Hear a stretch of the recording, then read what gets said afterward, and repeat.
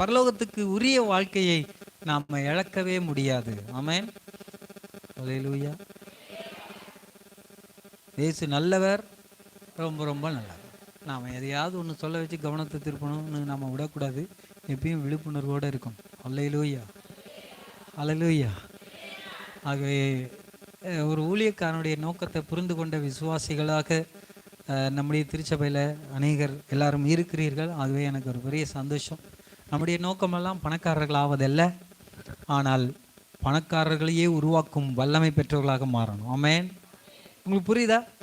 ராஜாவா ஆகுறோமோ இல்லையோ, ராஜாக்களை ஏற்படுத்தணும். இது எத்தனை பேருக்கு பிடிக்கும்? ஹல்லேலூயா. ராஜாவாயிட்டா அந்த தேசத்துக்கு மட்டும்தான் ராஜா. ஆனால் நாம் ராஜாக்களை ஏற்படுத்துகிறோம்னா எல்லா தேசத்துக்கும் நம்ம போக முடியும். ஆமென். ஹல்லேலூயா. ஆகவே இது நிறைய பேருக்கு தெரியலை. நிம்மதி, சமாதானம், சந்தோஷம்தான் வாழ்க்கைங்கிறது தெரியல. பணமும் படிப்பும் பதவியும் தான் வாழ்க்கைன்னு நினைக்கிறாங்க. ஆகவே அதுக்கு முக்கியத்துவம் கொடுக்குறாங்க. இன்னும் அதுக்கு முக்கியத்துவம் கொடுக்க வேணாம் நான் சொல்லலை. முதல் முக்கியத்துவம் கொடுக்க வேண்டியவர்களுக்கு தாண்டி மற்றவர்களுக்கு கொடுக்கக்கூடாது. First thing is to be kept in first. Amen. முதல் காரியங்களை முதலாவதாக தான் வைக்கணும். முதலாவது காரியங்களை முதலாவது இடத்துல தான் வைக்கணும். ரெண்டாவதுக்குரியது ரெண்டாவது இடத்துல தான் வைக்கணும். அது தூக்கி இங்கே முன்னாடி கொண்டு வந்துடக்கூடாது. ஆகவே தேவன் நமக்கு ஒரு நல்ல வாழ்வை வைத்திருக்கிறார். ஆகவே பயப்படாதீங்க, சந்தோஷமா இருங்க. விசுவாச இயக்கத்தில் உள்ளவங்களாம் கை வைத்துருவா இல்லையே சொல்லுவோமா? அது எல்லாத்துக்கும் ஆமான்னு சொல்லி கை உயர்த்தி பழகிட்ட மாதிரியே கை உயர்த்தியிருக்க மாட்டீங்கன்னு நான் நம்புகிறேன். ஆமென். ஒரு அல்லேலூயா சொல்லுவோம்னா நம்ம சொல்லிடுவோம், எடுத்தோடனே சொல்லிடுவோம் எல்லாரும். ஆனால் நான் சொன்ன விஷயம் உங்களுக்கு ஞாபகம் இருக்கா? என்ன சொன்னேன்? விசுவாச இயக்கம். இயக்கம்னா என்னது? சரி, தீவிரவாத இயக்கம்னா உங்களுக்கு தெரியுமா? தெரியும்ல? அது ஒரு இயக்கம். அதுக்குன்னு ஒரு பிளான் வச்சு அதுக்குன்னு ஒன்று செஞ்சு அவங்க நாசம் பண்ணுறதுக்கு செய்கிறாங்க. ஆனால் விசுவாச இயக்கம்னா வாழ வைக்கிறதுக்கு. ஹல்லேலூயா. ஒரு மிகப்பெரிய இயக்கமாக நாம் வாழ வேண்டும். இயக்கத்தில் உள்ளவங்களுக்கெல்லாம் ஒரு செல்ஃப் கண்ட்ரோல் இருக்கும், சுய கட்டுப்பாடு இருக்கும். அவங்களுக்குள்ளே எந்த விதமான பாதிப்புகளுக்கும் அவங்களுடைய மனம் பேதலிக்காது.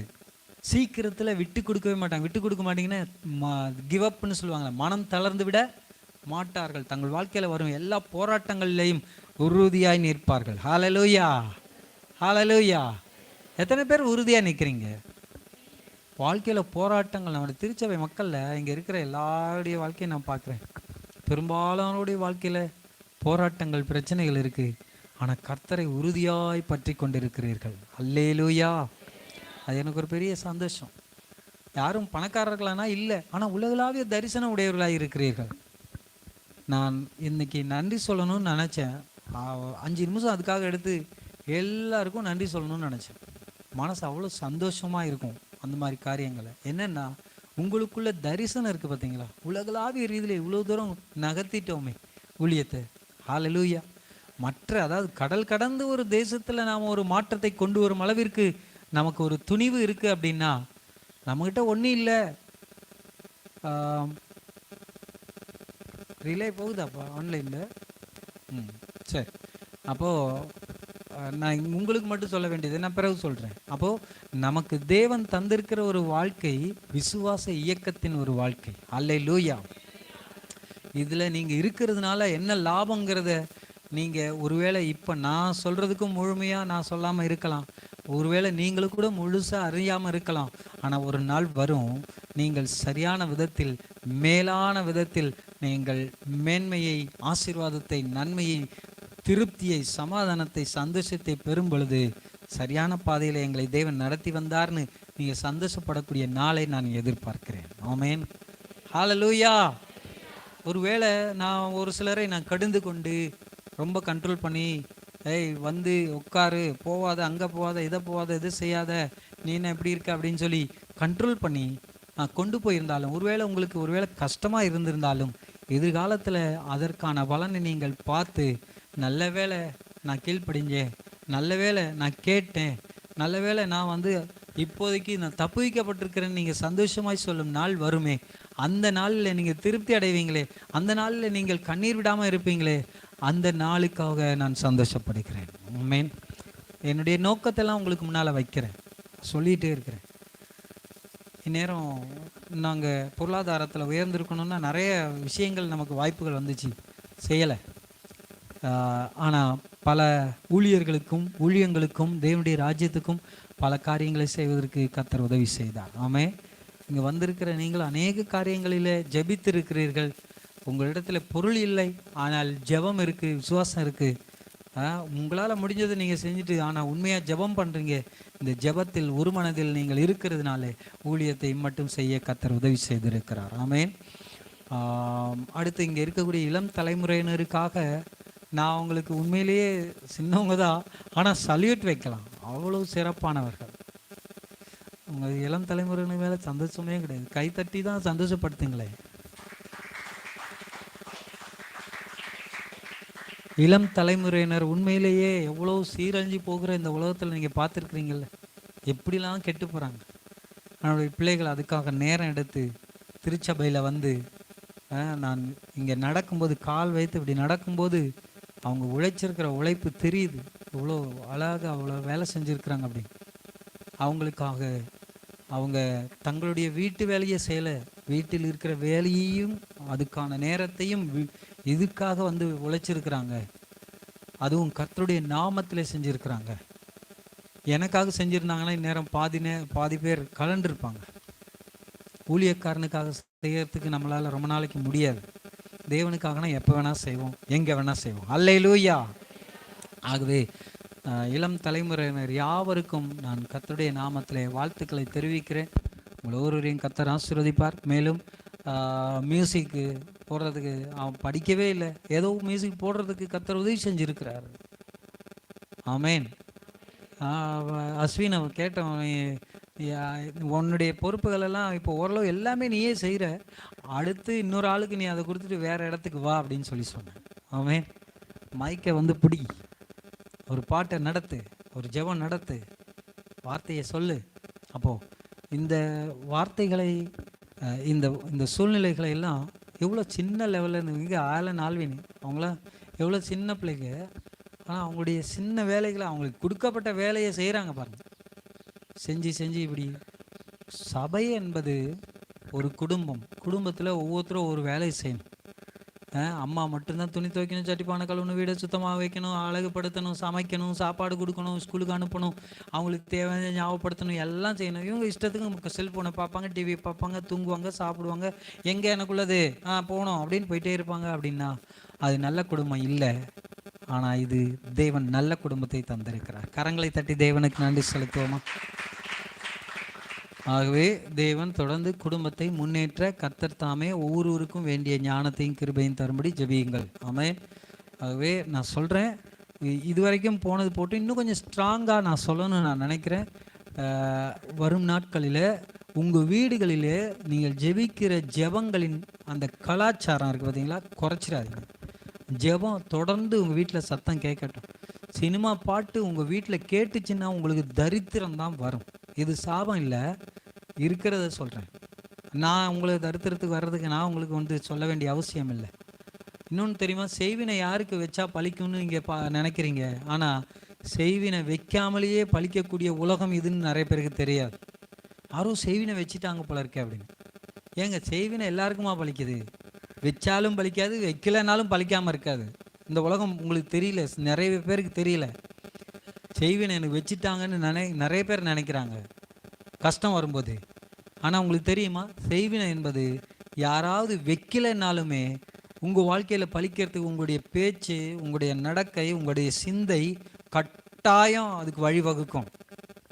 அதனால தான் திருச்சபை உங்கள் சிந்தையை சரியாக கவனத்தில் வைத்துக் கொள்ளுங்கள்னு சொல்லுது.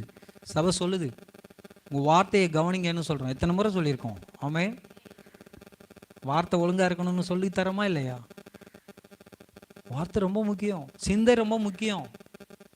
அதுக்கப்புறம் தான் உலகத்தில் மற்ற காரியங்கள்லாம். நல்லா ட்ரெஸ் பண்ணுங்க, தேவையில்லாமலாம் செய்யாதீங்க, பேசுறது போது அன்பாக பேசுங்க. அது மட்டும் இல்லை, பிள்ளைகளை நல்லா கண்டிஷனாக வளருங்க, அன்பாக வளருங்க, நல்ல குணத்தை சொல்லி கொடுத்து வளருங்க. ட்ரெஸ் விஷயத்தில் உங்களுக்கு மனசாட்சி திருப்தியாக, சமாதானமாக, நிம்மதியாக, பரிசுத்தமாக ஃபீல் பண்ணுற மாதிரி ட்ரெஸ் பண்ணுங்கள்.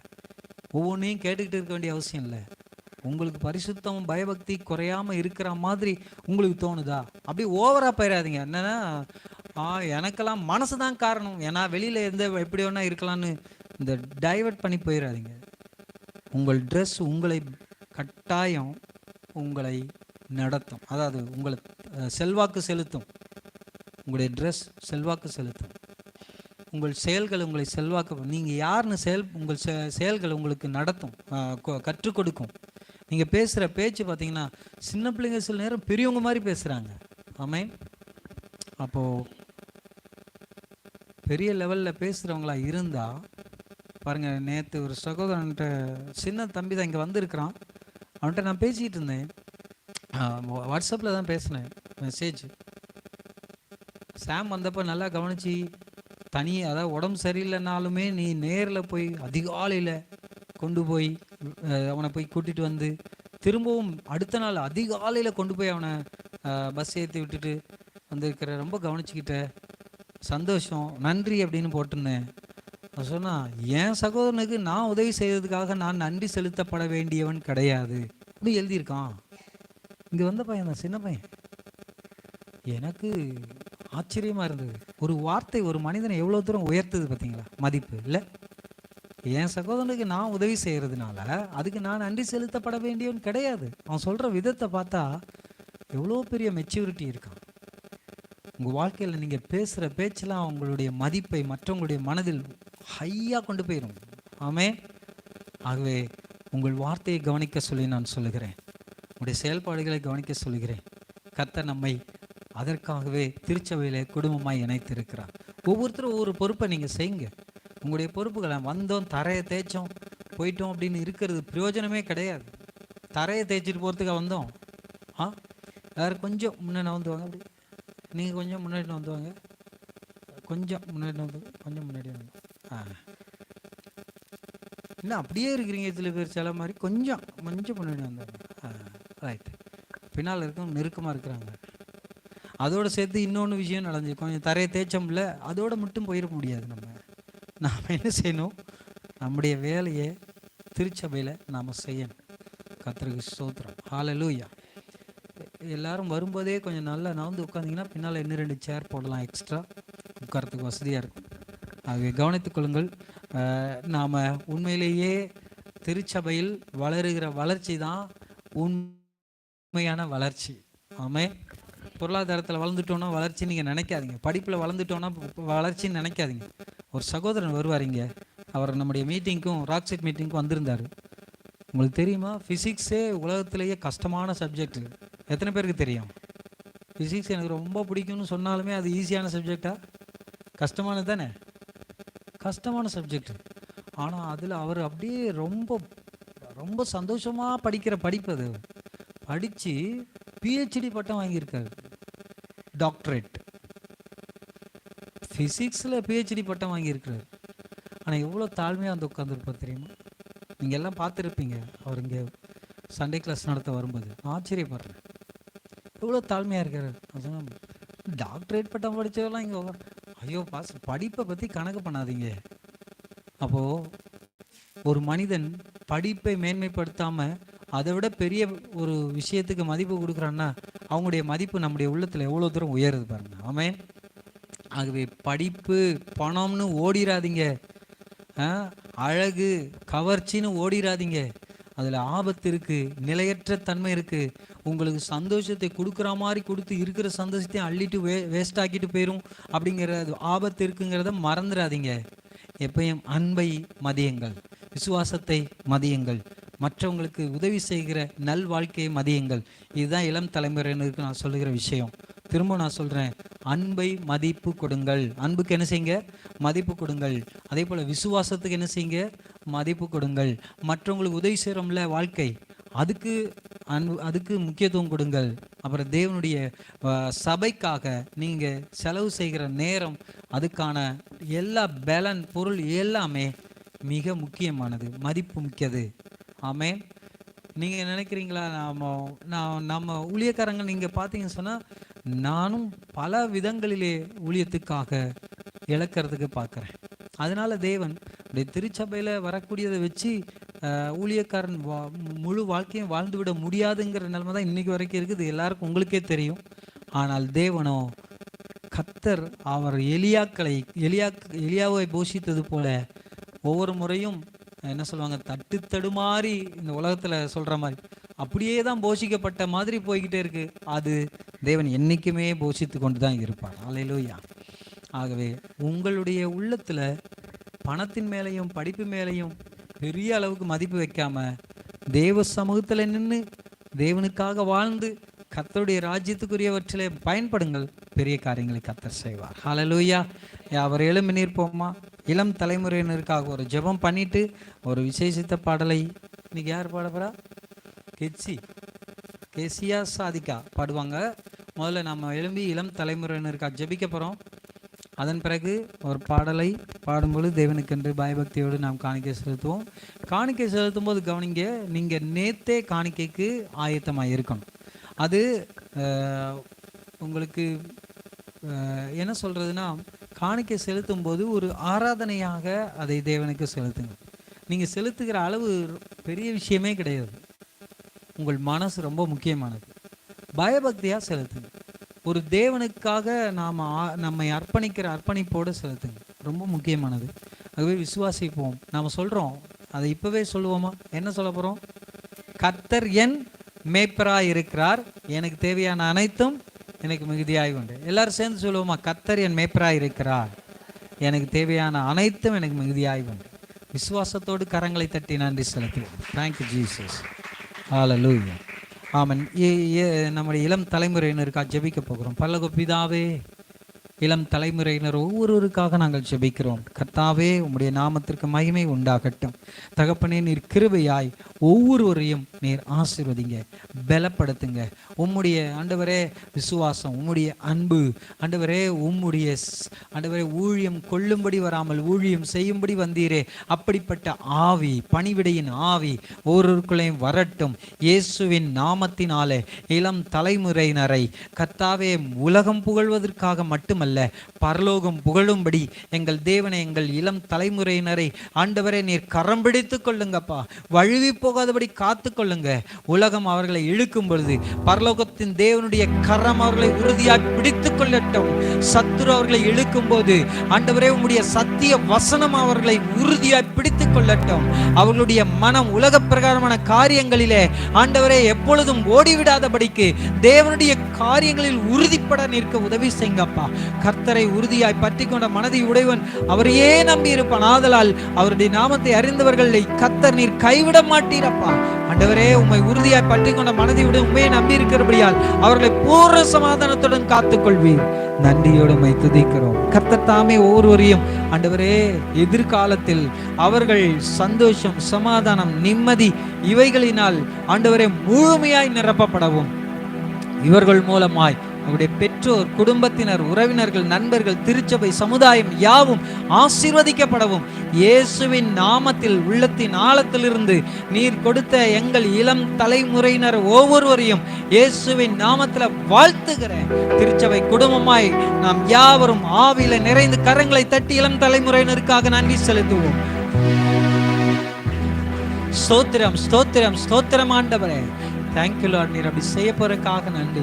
எங்கள் இளம் தலைமுறையினர் உலகளாவிய ரீதியில ஆண்டவரே கருத்தாழம் மிக்க மக்களாக வாழ ஆண்டவரே, அவர்கள் வேதமும் பரலோகமும் அவர்களுக்கு ஆண்டவரே அப்பா மிக முக்கியமான மேன்மையான இடத்தை குறிக்கிற அந்த இடத்தை கர்த்தாவே பெற்றுக்கொள்ள ஆண்டவரே கிருபை செய்யுங்கப்பா. இயேசு கிறிஸ்துவின் நாமத்துல ஜெபிக்கிறோம். ஜெபம் கேளும் நல்ல பிதாவே. ஆமென். ஹல்லேலூயா. ஆமென். நாம் பாடி ஒரு விசேஷித்த பாடலை பாடும் பொழுது நாம் தேவனுக்கென்று பயபக்தியோடு காணிக்கை செலுத்த போகிறோம். இப்பொழுதும் மத்தியில் கேசியா சாதிகா வந்து ஒரு விசேஷித்த பாடலை பாடும் பொழுது நாம் கர்த்தருக்கு காணிக்கை செலுத்துவோம். Wow.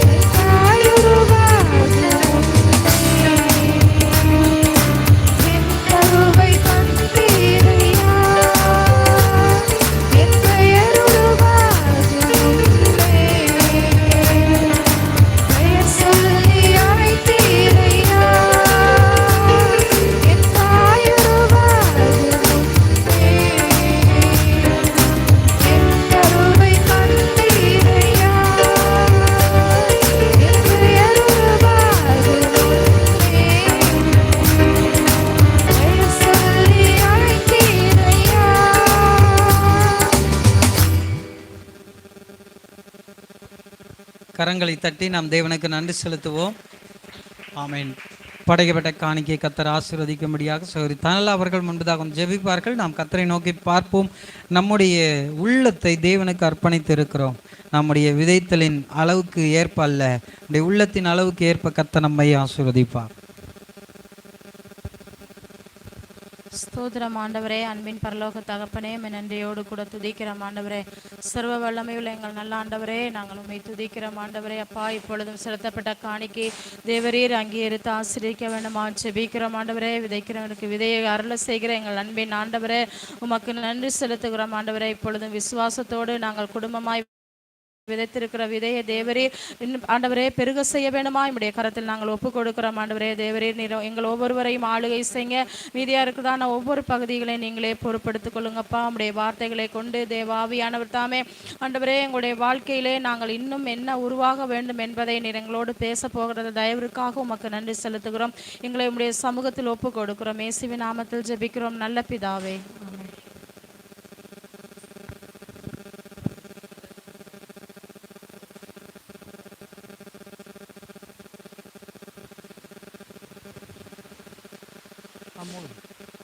Hallelujah, praise the Lord. கர்த்தருக்கு ஸ்தோத்திரம் உண்டாவதாக. உட்கார்வோம். ஆண்டவர் தாமே இந்த நாள் கொஞ்சம் வித்தியாசமாக சந்தோஷமாக இருக்குது. கைவேத்தி ஒரு அலையிலே சொல்லுமா? மகிழ்ச்சியாக இருக்கா? என்றைக்குமே நம்ம 3 வேளை பிரியாணி சாப்பிட்றது பிடிக்குங்கிறவங்களாம் கைவேத்து சொல்லுங்க, காட்டுங்க பார்ப்போம். 3 வேளை. ஆகவே ரொம்ப முக்கியமான நாள், மிகப்பெரிய சந்தோஷமான நாள். கை கொடுத்து சொல்லுங்க சிஸ்டர், சந்தோஷமாக இருங்க. கை கொடுத்து சொல்லுங்க. நிறைய பேருக்கு இந்த சின்ன குழந்தைங்க மாதிரி இருப்பாங்க.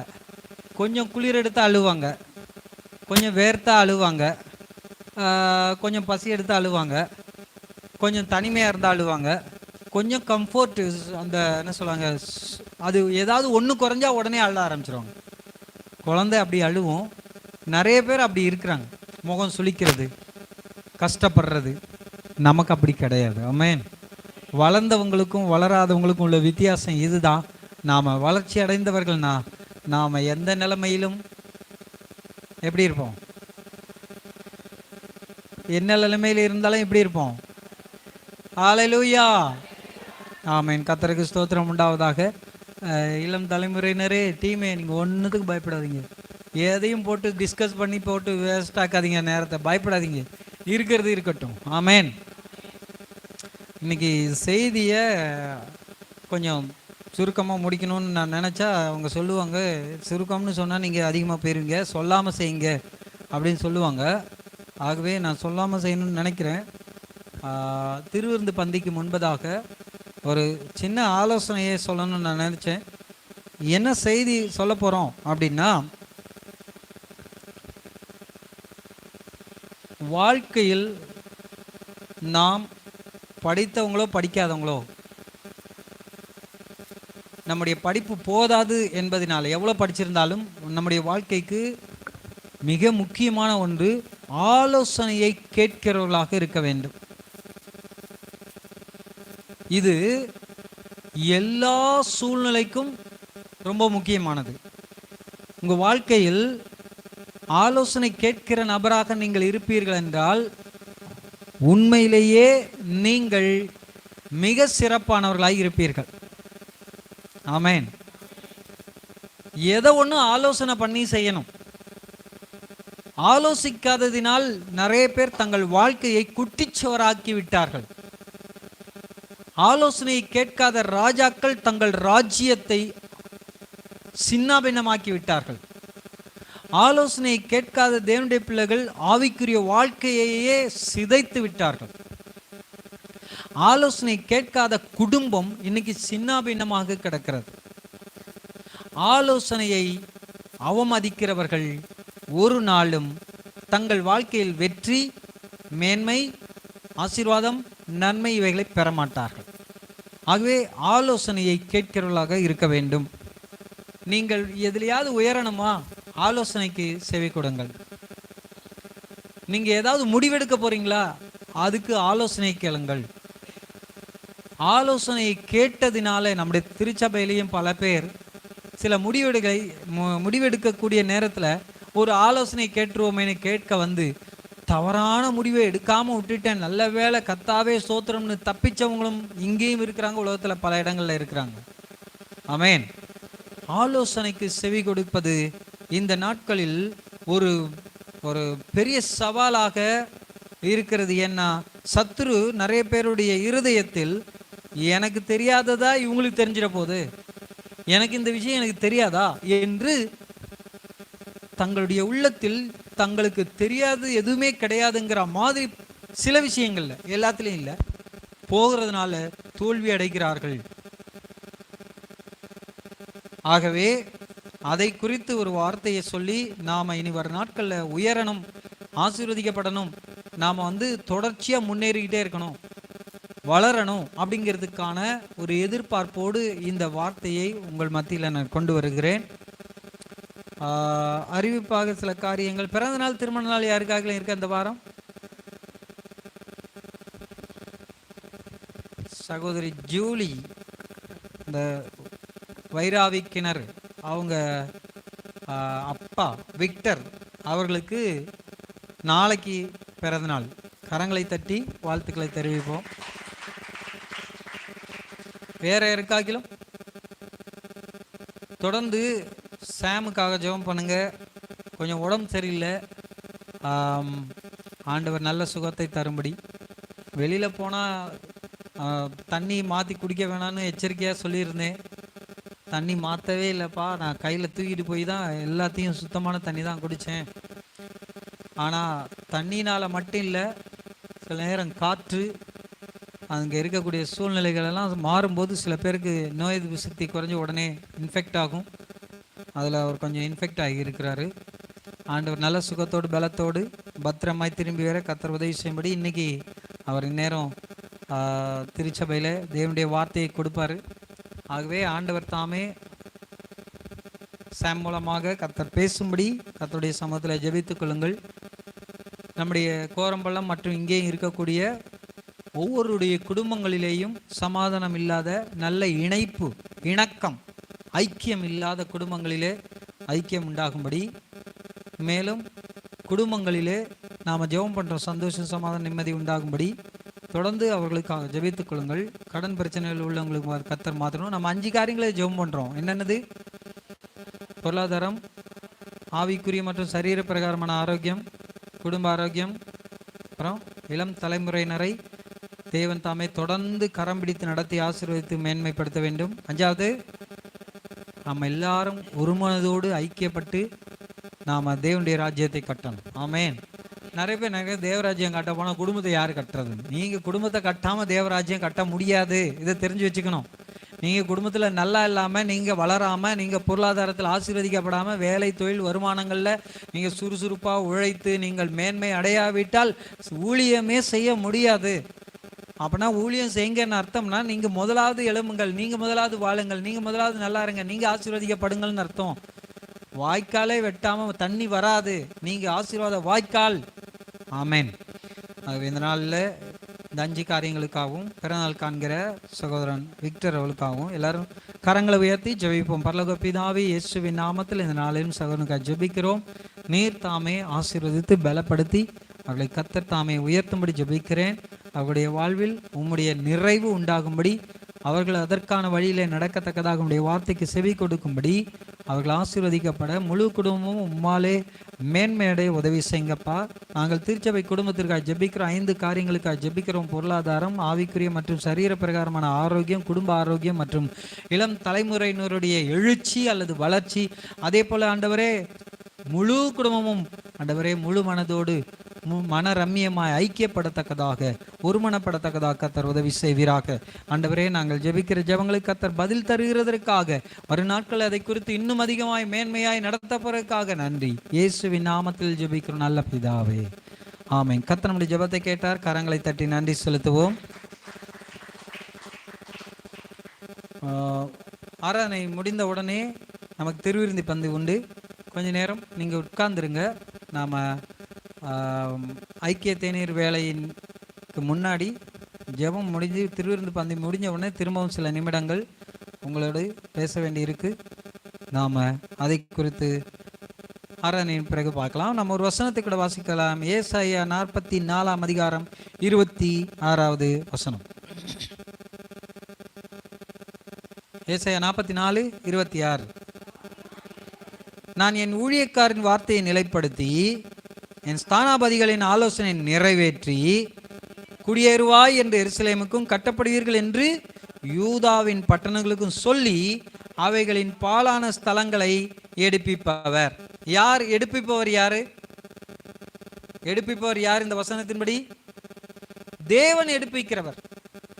தேவன் என்ன சொல்ல போறார்னா, குடியேறுவாய், நீ கட்டப்படுவாய் என்று சொல்லி அவர் எடுப்பித்து கட்டுகிறவர்.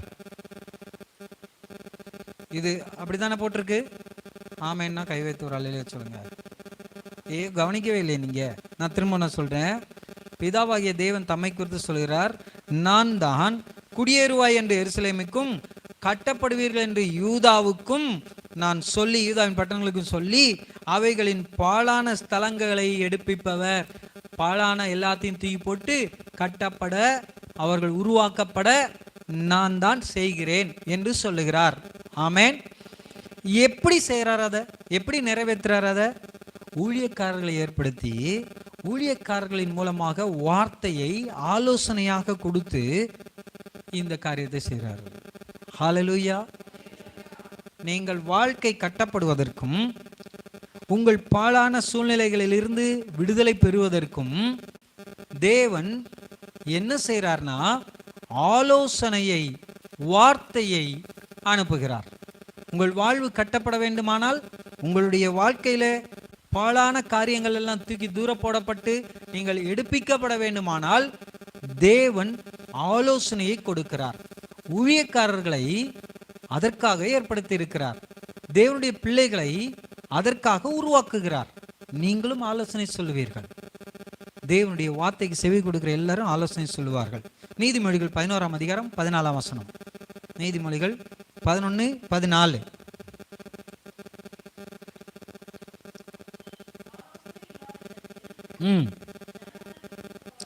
ஆலோசனை இல்லாத இடத்தில் ஜனங்கள் விழுந்து போவார்கள். அநேக ஆலோசனைக்காரர் உண்டானால் சுகம். விழுந்து போவார்கள்னா தோல்வி அடைந்து விடுவார்கள். நிறைய குடும்பங்கள் தோல்வி அடைகிறது, நிறைய ராஜாக்கள் தோல்வி அடைகிறார்கள், நிறைய அரசியல் தலைவர்கள் தோல்வி அடைகிறார்கள். ஏன்னா ஆலோசனை கொடுக்கிறவர்கள் சரியில்லை. நம்முடைய இந்த தமிழ் அரசாங்கம், தமிழ்நாட்டு ஆட்சி வர்றதுக்கு முந்தி அந்த ஆட்சி அரசியல் கட்சியாக இருந்து தேர்தலை போட்டியிடுறதுக்கு முந்தி ஆலோசனைக்காரர் ஒருத்தரை கூட்டிட்டு வந்தாங்க. அவரை குறித்து நீங்கள் உங்களுக்கு தெரியும், நான் அது சொல்ல தேவையில்லை. அந்த ஆலோசனைக்காரருக்கு மட்டுமே பல 100 கோடிகளை அவங்க தொகையாக கொடுத்தாங்க. இந்த தேர்தல் நேரத்தில் ஆலோசனை சொல்றதுக்கு மட்டுமே. அந்த கட்சி ஜெயிச்சிருச்சு. இப்ப ஒரு அலையிலே சொல்லுமா? ஆலோசனைக்கு எவ்வளவு பவர் இருக்கு தெரியுமா உங்களுக்கு? ஆலோசனை சொல்லுகிற ஒரு மனிதன் சரியான ஆலோசனை சொல்லும் பொழுது அந்த ஆலோசனையினால மிகப்பெரிய வெற்றியை பெற முடியும். ஆமென். தேவனுடைய திட்டங்களை நாம புரிஞ்சுக்கணும்னா அதுக்கும் ஆலோசனை சொல்ல நபர்கள் வேணும். அது மட்டுமல்ல, நாம் அந்த திட்டங்களில் வெற்றி பெற வேண்டும். நம்முடைய வாழ்க்கையில் வெற்றி பெறணும், நம்முடைய வேலையில் வெற்றி பெறணும், படிப்பில் வெற்றி பெறணும். அதுக்கெல்லாம் ஆலோசனைகளை தேவன் வச்சிருக்கிறாரு. நம்முடைய வாழ்க்கையை வெற்றி பெறுவதற்கு தேவன் ஆலோசனையின் மூலமாக தான் நடத்துறாரு. ஹல்லேலூயா. ஆண்டவர் நம்மோடு சில காரியங்களை தெரியப்படுத்தி நாம முடிவெடுக்கிறதுக்கு பாருங்க. நீங்க எதையாவது முடிவெடுக்க போகும்போது தேவனுடைய ஆலோசனை நீங்க கேட்கணும். ஆமென். நல்ல முடிவு எடுக்கிறதா இருந்தா நல்ல ஆலோசனை உங்களுக்கு தேவை. உங்களுக்கு ஒருவேளை நஷ்டமே வந்தாலும் அந்த நஷ்டத்தை சமாளிக்கிறதுக்கு, ஒரு கஷ்டமே வந்தாலும் அந்த கஷ்டத்தை சமாளிக்கிறதுக்கு, ஒரு பிரச்சனையோ போராட்டமோ ஒரு சோதனையோ ஒரு துன்பமோ உங்க வாழ்க்கையில வரும்போது அதிலிருந்து நீங்கள் தப்புவதற்கு அல்லது அதிலிருந்து நீங்கள் சமாளித்து ஜெயித்து மீண்டும் எழும்பி முயற்சிக்கிறதுக்கு ஆலோசனை தேவை. ஆலோசனைக்கு எவ்வளவு துட்டு கொடுத்தாலும் சரி நீங்க நல்ல ஆலோசனை பெற முடியாது. தேவன் அதை நமக்கு தருகிறார். ஹல்லேலூயா. ஆகவே ஏசாயா 11 அதிகாரத்தில் 2ஆம் வசனம் நம்ம எல்லாருக்கும் தெரிஞ்ச வசனம். ஏசாயா 11:2 வாசிங்க. ஆ, நாணத்தையும் எப்படி ஞானத்தையும். இவன் நாணம்னா வெட்கம், வெட்கத்தை தரதில்ல, ஞானத்தையும் உணர்வையும் அருளும் ஆவியும். பாருங்க, 3 செட்டு ஆவியை தேவன் தர்றாரு. என்னதுன்னா ஞானத்தையும் உணர்வையும் அருளும் ஆவி, ஆலோசனையையும் பலனையும் அருளும் ஆவி, அப்புறம் கர்த்தருக்கு பயப்படுகிற பயத்தையும் அப்புறம் அறிவையும் கர்த்தருக்கு பயப்படுகிற பயத்தையும் அருளும் ஆவி. இந்த 3 செட்டு ஆவி, அதாவது ஆவியின் அனுக்கிரகத்தை, அந்த 3 செட்டு அனுக்கிரகம், ஆசீர்வாதம், நன்மை அல்லது செயல்பாடு தேவன் ஆவியினால நமக்கு தர்றாரு. ஆலோசனை இருந்தால் நீங்கள் பலசாலிகள். ஆலோசனை உங்களுக்கு ஆலோசனை கொடுக்கறதுக்கு ஒரு நபரை நீங்க வச்சிருக்கீங்கன்னா நீங்க பலசாலி. அல்லேலூயா. இஸ்ரேல் ராஜா ஒரு தீர்க்கதரிசி வச்சிருந்தார். அந்த தீர்க்கதரிசி நல்ல ஆலோசனை கொடுப்பாரு. ராஜா, எதிரி இந்த நாட்டின் தெற்கு கோடி வழியாக, அந்த எல்லை வழியா உள்ள வர பார்க்கறான், போய் பாரு, ஆயுதமெல்லாம் கொண்டாந்து வச்சுக்கிட்டு இருக்கான், உள்ள நுழைய போறான் அப்படின்னு சொன்ன உடனே ஆளை அனுப்பி பார்த்தா, ஒற்றர்களை அனுப்பி பார்த்தா, உண்மையிலேயே மற்ற தேசத்தில் இருக்கக்கூடிய எதிரி உள்ள நுழையறதுக்கு பார்த்துக்கிட்டு இருக்கான். உடனே ஏராளமான படைகளை அனுப்பி அந்த இடத்த மூடி பாதுகாத்துருவான். அந்த எதிரி சரி, இவன் இங்கே கொஞ்சம் உஷாராயிட்டான், வேற பக்கம் போகணும், அங்கே போனால் அங்கேயும் அதே மாதிரி வந்துடுவான். இந்த தீர்க்கதரிசி சொல்லி கொடுத்துருவாரு. அந்த ராஜாவுக்கு குழப்பம். அட யாரா, நம்ம கிட்ட இருந்தே ஆள் யாரோ போய் சொல்லிடுறான், திட்டமிட்டே நம்ம கிட்ட நம்ம பேசுகிற திட்டமிடுகிற போதே அவன் கொண்டு போய் அந்த அவங்கள்ட்ட சொல்லி கொடுத்துட்றான், போட்டு கொடுத்துட்றான். ஒற்றன் எவனோ இருக்கான் நம்ம கிட்ட, அவனை கண்டுபிடிச்சு சொல்லுங்கடா அப்படின்னு அழாத குறையா அவன் ராஜா ஒரு வாட்டி சொல்லும் போது அங்க ஒருத்தன் சொல்றான், ராஜா இங்க ஒற்றர்கள் யாரும் இல்லை, உங்களுக்கு சாதகமா தான் இருக்கும். ஆனா அந்த நாட்டுல ஒருத்தன் இருக்கான், தீர்க்கதரிசி. அந்த தீர்க்கதரிசி தான் இந்த ராஜாவுக்கு தேவையான உங்க பெட்ரூம்ல நீங்க பேசிக்கிறத கூட சொல்லிடுவான். ஐயா, அவன் தேவ மனுஷன், ஆலோசனை தேவ ஆவியினால் நிறைந்த ஆலோசனை சொல்லக்கூடிய தீர்க்கதரிசி. அப்படியா, நாம இப்ப அந்த நாட்டை பிடிக்க கூடாது, அந்த நாட்டுக்குள்ள பூந்து இந்த நாட்டை ஜெயிக்கிறதுக்கு முயற்சி பண்ணக்கூடாது, முதல்ல அந்த மனுஷனை பிடிச்சிட்டு வாங்கடா அப்படின்றான். ஆலோசனை சொல்லுகிறவனாக இருந்தால் தேசத்தையே காப்பாற்றலாம். அப்படின்னா உங்க வீட்டை காப்பாற்ற முடியாதா? ஆமென். ஒரு மனிதன் தன்னுடைய வீட்டை, தன்னுடைய வேலையை, தன்னுடைய குடும்பத்தை, தன்னுடைய பொருட்களை, தன்னுடைய பதவியை காப்பாற்றணும்னா ஆலோசனைக்கு முக்கியத்துவம் கொடுக்க வேண்டும். அல்லேலூயா. ஆலோசனை அவ்வளவு முக்கியமானது. அதனால்தான் ஆவியானவருடைய அனுகிரகத்துல ரொம்ப முக்கியமானது, அவர் ஆலோசனையையும் பலனையும் அருளுகிறார். ஆமென். ஆலோசனையை நம்ம கேட்கறதுனால என்ன நன்மைன்னு நான் ஒரு காரியத்தை சொல்றேன். நீதிமொழிகள் 24ஆம் அதிகாரம் 6வது வசனம். நீதிமொழிகள் 24:6.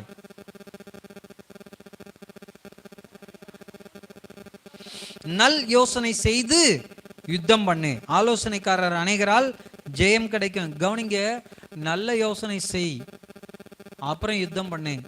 நல்லா யோசிச்சு பாரு. உன் யோசனைக்கு உதவிக்கு தான் முடிவெடுக்கிறதுக்கு முன்னாடி யார் தேவைன்னா ஆலோசனைக்காரர் தேவை. உன் வாழ்க்கையில நீ வளரவே இல்லை, நீ மட்டமாவே இருக்கிற நீ நினைக்கிறியா, ஆலோசனையை கேளு. நிறைய பேர் இன்னைக்கு ஆலோசனை கேட்கறதுக்கு போகவே மாட்டேங்கிறாங்க. என்ன செய்யலாம்னு ஆலோசனை கேட்டா தானே புத்தி நமக்கு தெளிவாகும், முடிவெடுக்க முடியும். ஒரு தோல்வி வந்துச்சா சோர்ந்து போறதுக்கு முதல்ல முன்னுரிமை கொடுக்குறான். பிரச்சனை வந்துருச்சா புலம்புறதுக்கு முன்னுரிமை கொடுக்குறான். அந்த நேரத்தில் புலம்புறதோ அழுவுறதோ முக்கியம் இல்லை, ரொம்ப முக்கியமானது இப்போ என்ன செய்யணும் ஆலோசனை. ஒரு துன்பம் வந்துருச்சா இப்போ என்ன செய்யணும், ஒரு வெற்றி வந்துருச்சா இப்போ என்ன செய்யணும், எப்ப பாரு ஆலோசனை கேட்க வேண்டும். ஆமென். ஆலோசனைக்காரர் அநேகர்னா துன்ப நேரத்திலே ஆலோசனை கேட்கணும், வெற்றி நேரத்தில் ஆலோசனை கேட்கணும், பிரச்சனை நேரத்தில் ஆலோசனை கேட்கணும், ஒரு முடிவெடுக்க போறதுக்கு முந்தைய ஆலோசனை கேட்கணும். இப்படி ஆலோசனை கேட்கிறவர்களாக நாம் இருக்கிறோமா? அப்படின்னா நாம இருந்தால் ஜெயம் எடுக்க முடியும். ஆமென். பாருங்க, தாவீது இப்படிதான் செஞ்சார். 1 சாமுவேல்ல 23ஆம் அதிகாரத்துல இருந்து வாசிங்களேன். 23ஆம் அதிகாரம் முதல்ல இருந்து வாசிங்க. 1 சாமுவேல் 23. சீக்கிரம். இதோ பெலிஸ்தர் கேகிலாவின் மேல் யுத்தம் பண்ணி களஞ்சியங்களை கொள்ளையிடுகிறார்கள் என்று தாவீதுக்கு அறிவிக்கப்பட்டது. கேகிலாங்கிற ஊர்ல எதிராளிகள் வந்து கொள்ளையடிச்சுக்கிட்டு இருக்காங்க, களஞ்சியங்களை சேர்த்து வச்ச தானியங்கள் எல்லாம் கொள்ளையடிச்சிட்டு பார்க்குறாங்க அப்படின்னு தெரிஞ்ச உடனே தாவீதுக்கு சொல்றாங்க, ஏ ஓடுற ஓடுற புடிடா புடிடான்னு போவே இல்லை. அடுத்த வசனத்தை வாசிங்க. அப்பொழுது தாவீது நான் போய் அந்த பெலிஸ்தரை முறியடிக்கலாமா என்று என்ன செய்யறான் தாவீது என்ன செய்யறான்? போய் விசாரிக்கிறான். ஆலோசனை சொல்லுங்கப்பா, நான் போய் அடிக்கலாமா வேணாமான்னு. தெரிஞ்ச உடனே போய் ஓடுறதுக்கு போகல. இது ஒரு சாதாரண விஷயம் கிடையாது. அவன்லாம் கொள்ளையடிச்சிட்டு போறவன் வந்து சும்மா வெறும் கையால எல்லாத்தையும் தூக்கிட்டு வந்திருப்பான்னு நினைக்கிறீங்களா? ஒரு பெரும் படையே வந்திருக்கும். 10 பேர் கொள்ளையடிக்க போறான்னா 1000 பேரை கூட்டிட்டு வந்திருப்பான். அப்போ இவன் போய் டக்குன்னு கொள்ளையடிக்கிறவனை நிறுத்திட முடியாது. அதுக்கு முன்னாடி இவன் ஏராளமான பேர் நிற்பான். அது ஒரு பெரிய யுத்தம். அதுதான் அங்க வாசித்தோம், யுத்தம் பண்ணி களஞ்சியங்களை கொள்ளையிடுகிறார்கள். அப்போ ஒரு பெரிய யுத்தம் நடக்க போகுது. அவன் ஆண்டவரிடத்துல யுத்தம் நடக்கிறதுக்கு முந்தி ஆலோசனை கேட்கிறான். அடுத்த வசனம். ஆனாலும்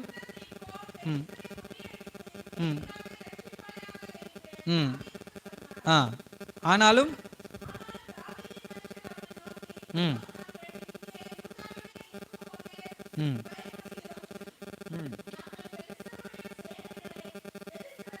கேகிலாவுக்கு போனால் எவ்வளவு நாங்கள் பெலிஸ்தர்னு சொன்னாலே நாம் இருக்கிற இடத்துலையே பயப்படுறோம், இந்த ஊர்லேயே பயப்படுறோம்.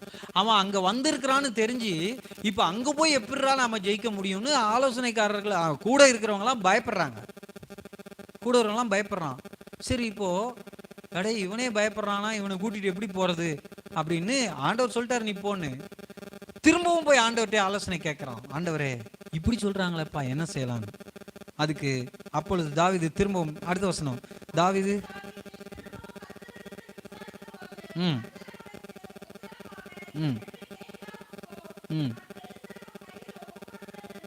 அல்லேலூயா. பாருங்க, அடுத்த வசனத்தை வாசிச்சு பார்த்தீங்கன்னா, ஆண்டவர் சொன்ன மாதிரியே அவன் போய் என்ன செய்யறான்? அப்படியே தாவீது தன் மனுஷரை கூட்டிக் கொண்டு கேகிலாவுக்கு போய் பெலிஸ்தரோடு யுத்தம் பண்ணி அவர்களில் அநேகம் பேரை வெட்டி அவர்கள் ஆடு மாடுகளை ஓட்டி கொண்டு போனான். இவ்விதமாக கேகிலாவின் குடிகளை ரட்சித்தான். ஒரு அல்லேலூயா சொல்லுமா? ஆண்டவர் ஆலோசனை தருகிற தேவன். நம்ம பாடணும், அதிசயமானவரே ஆலோசனை கர்த்தரே, அதிசயவரே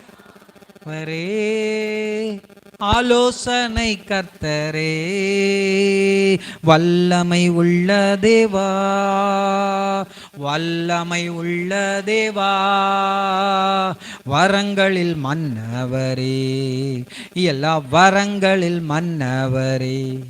அப்பனா ஆலோசனை கர்த்தர் அவர். பாருங்க, கர்த்தருக்கு என்னென்னவோ பேர் வைக்கலாம், அவருடைய பேரே ஆலோசனை கர்த்தர்னா அப்போ ஆலோசனை எவ்வளோ முக்கியமானதுன்னு பாருங்க. நிறைய பேர் ஆலோசனை கேட்கறதே கிடையாது. வீட்டில் கணவன்கிட்ட மனைவி ஆலோசனை கேட்கறது கிடையாது. மனைவி கணவன்கிட்ட மனைவிகிட்டையும் ஆலோசனை கேட்கணும்னு கணவனுக்கு தெரியுது இல்லை. நிறைய நேரங்களில் இஷ்டத்துக்கும் செயல்பட வேண்டியது, செஞ்சுட்டு மாட்டிக்கிற வேண்டியது. ஆலோசனை சொன்னால் கேட்காம போகிறாங்க நிறைய பேர் ஆலோசனை சொல்லியும் கேட்கறது இல்லை. அது குறித்தெல்லாம் வேதத்தில் வாசிக்கிறோம். இவர் ஆலோசனையை கேட்டு தேவனிடத்தில் கேட்டு அதன்படி செய்ததுனால இவர் கொள்ளையை தடுத்தார். சரி, அந்த ஊருக்கு போனாரு. அப்போ கவனிங்க, அடுத்து என்ன நடந்துச்சு? அடுத்த வசனத்தை வாசிங்க.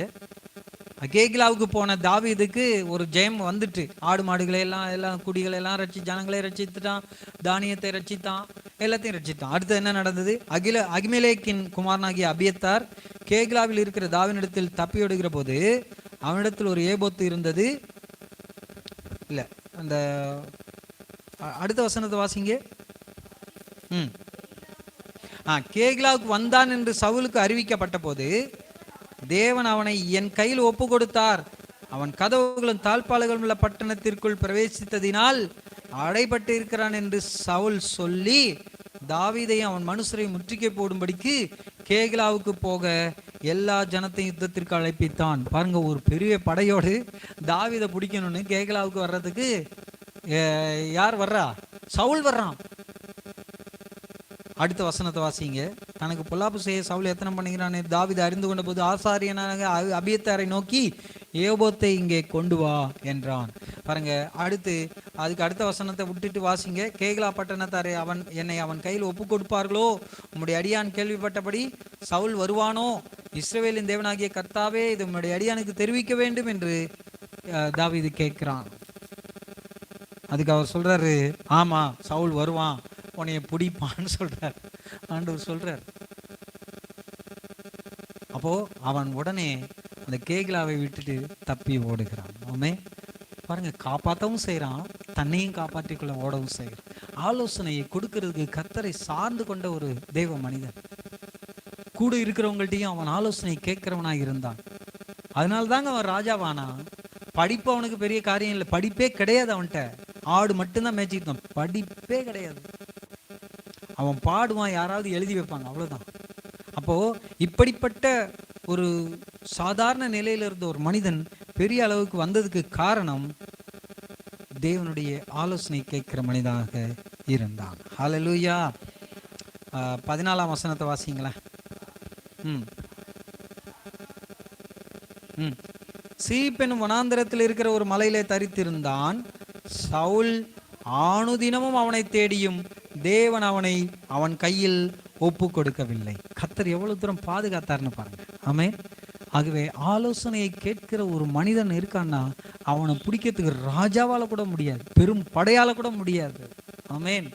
நீங்க ஒரு பழமொழி தமிழ்ல உண்டு, தம்பி உடையான் படைக்கு அஞ்சானா. ஒரு சகோதரன் நமக்கு ஆலோசனை சொல்றதுக்கு ஒருத்தன் இருக்கிறான்னா ஒரு பெரும் படையே வந்தாலும் நம்ம என்ன செய்ய தேவையில்ல, பயப்பட தேவையில்லை. ஆமென். ஆலோசனையை கேட்காம இருந்தா என்ன ஆயிருக்கும் தாவீதுக்கு? ஆலோசனை ஆண்டவர் சொன்னார், நீ போ, கேகிலாவின் மேல போ, நீ பெலிஸ்தரை முறியடிப்பாய், ஜனங்களை காப்பாய், தானியங்களை காப்பாய், ஆடு மாடுகளை காப்பாய்ன்னு சொல்லி சொல்றாரு. அவன் அதை கேட்காம போயிருந்தா என்ன ஆயிருக்கும்? கேகிலாவின் மேல வந்த பெலிஸ்தர் எல்லாத்தையும் கொள்ளையடிச்சிட்டு போயிருப்பான், அந்த ஊரையே எரிச்சு போட்டு போயிருவான். அந்த காலத்துல அப்படிதான், மொத்தத்தையும் கொள்ளையடிச்சுக்கிட்டு திரும்ப அந்த இடத்துல யாரும் வந்து நம்மளை முறியடிக்க கூடாது, சுதாரிச்சுக்கிட்டு வந்துடக்கூடாது பின்பற்றி அப்படின்னு மொத்தத்தையும் எரிச்சு போட்டுருவாங்க. அந்த நாட்கள் அப்படி நடக்கும். ஆகவே தாவீது ஆலோசனை கேட்டுட்டு செய்யாம போயிருந்தா இந்த கேகிலாவை ரட்சித்திருக்க முடியாது. ஹல்லேலூயா. தாவீது அதுக்கப்புறம் கேகிலாவுக்கு சவுலும் வர்றேன்னு சொன்னான். தேவனிடத்தில் ஆலோசனை கேட்டா, ஆண்டவரே நான் இந்த ஊர்ல இருக்கணுமா இல்ல கேகிலாவை ரட்சிச்சாச்சு இப்ப நான் போயிடலாமா அப்படின்னு சொல்லி கேட்டா, அவன் வருவான், நீ போயிரு அப்படின்னு ஆண்டவர் சொல்லிட்டார். ஆமென். அதே போல போய் தப்பிச்சான். இல்லைனா அந்த ஊரையும் முயற்சி போட்டிருப்பான், அந்த தாவீதும் செத்து போயிருப்பான். ஏன்னா சவுல் வந்து அப்படி செஞ்சிருப்பான். ஆகவே நம்முடைய தாவீது செத்து போயிருந்தானா இயேசு கிறிஸ்து அந்த சந்ததி மூலமா வந்திருக்கவும் முடியாது. தேவன் எப்படி ஆலோசனையை பாதுகாத்து சந்ததி சந்ததியா நீங்கள் வாழ்வதற்கு ஆலோசனை கொடுக்குறாருன்னு பாருங்க. ஆமென். ஆலோசனை கேட்காததுனால வந்த ஒரு விளைவு பார்த்தீங்கன்னா, ராஜா ஒருத்தன் கேட்கவே இல்லை. அவன் யாருன்னு பார்ப்போம். 1 ராஜாக்கள் 12ஆம் அதிகாரம் 1 வாசிங்களேன்.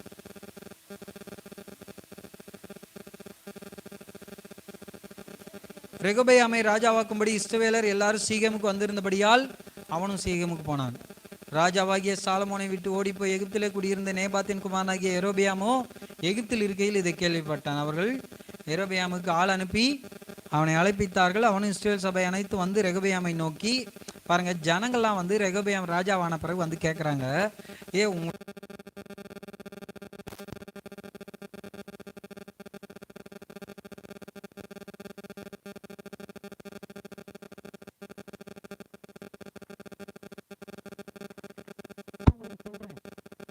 நான் உங்களுக்கு ஆலோசனை பண்ணிட்டு சொல்றேன்னு சொல்லி அந்த ஜனங்களுக்கு அனுப்பி வச்சுட்டான். அப்பொழுது ராஜா ரெகொபெயாம் தன்னுடைய தகப்பனாகிய சாலமோன் உயிரோடு இருக்கையில் அவன் சமூகத்தில் நின்ற முதியோருடைய ஆலோசனை பண்றான். அவங்களுக்கு ஆலோசனை சொல்றதுக்கு முடியுமே, நல்ல மனுஷராச்சுன்னு சொல்லி கேட்டா அவன் சொல்றான், ஜனங்கள்லாம் என்ன சொல்லலாம், ஜனங்களுக்கு என்ன சொல்லலான்னு கேட்டதுக்கு அவங்க சொல்றாங்க, ஐயப்பா ஜனங்க பாவம், வரி சும்மா அதிகம்தான், அவங்க என்ன கேட்குறாங்களோ அது மாதிரி செஞ்சிருப்பா அப்படின்னு ராஜாவுக்கு சொல்றாங்க. முதியோர் தனக்கு சொன்ன ஆலோசனையை அவன் தள்ளிவிட்டு, நல்லா கவனிக்கணும், ரெகொபெயாம் என்ன செஞ்சான், தன்னுடைய முதியோர்கள் சாலமோனுடைய காலத்துல அந்த ராஜாவுக்கே ஆலோசனை சொன்னவர்கள் பாருங்க, சாலமோன் ஞானி, அவனுக்கே ஆலோசனை சொல்றதுக்கு ஆட்கள் இருந்திருக்கிறாங்க. அந்த நபர்கள் எவ்வளவு ஞானம் உள்ளவர்களா இருப்பாங்க. அவங்க சொன்ன ஆலோசனையை இந்த இந்த ராஜா கேட்காம தள்ளி விட்டுட்டு தன் சமூகத்தில் நிற்கிற வாலிபரோட ஆலோசனை பண்ணி, அவன் செட்டு ஃப்ரெண்ட்ஸ் இருப்பாங்க பார்த்தீங்களா, அப்பா அம்மா சொல்றதை கேட்க மாட்டான் இவன். பல நேரங்கள்ல அவன் ஃப்ரெண்ட்ஸ் என்ன சொல்றாங்களோ அதை கேட்பாங்க. டே, அப்பா அம்மா இப்படிதான்டா, இப்ப பாரு நோய் நோய் நச்சரிப்பாங்க, நீ வாடா காலேஜில் லீவ் போடுறா, வாடா சுத்துவோம், அடே அம்மா அப்பா அங்க இருக்காங்கடா. அல்லேலூயா. அங்க இருக்காங்க, அம்மா அப்பாவுக்கு என்ன தெரிய போகுது? ஃப்ரெண்ட்ஸு சேர்ந்துட்டு பைக்கில் சுத்துறது, இது நடக்குது. ஜாக்கிரதை, பல நேரங்கள் இது நடக்குது. ஆகவே இதை நீங்க தெரிஞ்சு வச்சுக்குங்க. நிறைய நேரம் அம்மா அப்பாவுக்கு என்ன தெரியும் அப்படின்னு சொல்லி தூரத்துல படிக்கிறவங்க, இங்க படிக்கிறவங்க யாரும் அப்படி செய்ய மாட்டாங்கன்னு நான் நினைக்கிறேன். கர்த்தருக்கு ஸ்தோத்திரம். தூரத்துல படிக்கிற தம்பி அப்படி செய்ய மாட்டீங்களா? இப்ப அம்மா அப்பாவுக்கு என்ன தெரிய போகுது? நாங்களாம் நம்பி இருக்கக்கூடிய பிள்ளைகள். ஆமென். ஃப்ரெண்டுக்கு ஃபோன் பண்ணி சொல்லி, நீ வா சுத்துவோம் பைக்ல, காலேஜுக்கு லீவ் போட்டு. உங்களை இருக்கிறேன் கேள்வி, பல சபைகள்ல இருந்து தகவலும் வந்துகிட்டே இருக்குது. அல்லேலூயா. பல சபைகள்ல இருந்து தகவல் வந்துகிட்டே இருக்கு. இந்த பையன் இப்படி செய்யறான், இந்த பொண்ணு இப்படி செய்யறான்னு எங்களுக்கு தகவல் வருது. நாங்க சாக்கு போக்குல தான் சொல்லுவோம். அந்த ஊழியக்காரங்களை பார்த்து, அந்த ஜனங்களை பார்த்து சாக்கு போக்கா சொல்லுவோம், பாரு உன் மகன் இப்படி பண்றானா அப்படின்னு. பிரியா சிஸ்டர், பயப்படாதீங்க, இந்த பையன் இப்படி செய்ய மாட்டான். சொல்லும் போது கவனிக்கணும். உங்க பையன் இப்படி செய்யறான், பைக்ல சுத்திட்டு இருக்கான், கூட யாரோ உட்காந்துட்டு போறாங்க அப்படின்னு கேள்விப்பட்டீங்கன்னா உடனே பயப்படுங்க. பயப்படுங்கன்னா நீங்க அக்கறை எடுங்கன்னு சொல்ல வர்றேன். உடனே கவனிங்க. தேவனுக்கு பயப்படாத ஒரு மனிதன் தாய் தகப்பனுக்கு எப்படி பயப்படுவான்? தேவனுக்கு பயப்படாத ஒரு மனிதன் மனசாட்சிக்கு எப்படி பயப்படுவான்? தாய் தகப்பன் எங்கேயும் இல்லை, எப்பயும் தேவன் கூட இருக்கிறாரு. அவருக்கே பயப்படலன்னா தூரத்தில் இருக்க தாய் தகப்பனுக்கு எப்படி பயப்படுவான்? உங்க பிள்ளைகளை கண்காணியுங்கள். ஆலோசனை கேட்காதவர்களிடத்துல கட்டாயம் அறியாமை இருக்கும், தவறான முடிவு இருக்கும், தவறான பழக்க வழக்கம் இருக்கும், சிக்கிக் கொள்வார்கள், எழும்ப முடியாது. இதெல்லாம் ஏன் சொல்லி வைக்கிறேன்னா, நமக்கும் அந்த ஆலோசனை தேவைப்படும்ல. ஆமென். நான் என் பிள்ளைகளை அப்படிதான் கவனிச்சுக்கிட்டே இருக்கிறது. ஏய் என்ன செய்றீங்க அப்படின்னு. பல நேரங்களில் பல விஷயங்களை கண்டுபிடிச்சு தேவன் என் கண்ணுக்கு முன்னால காட்டிடுவார்.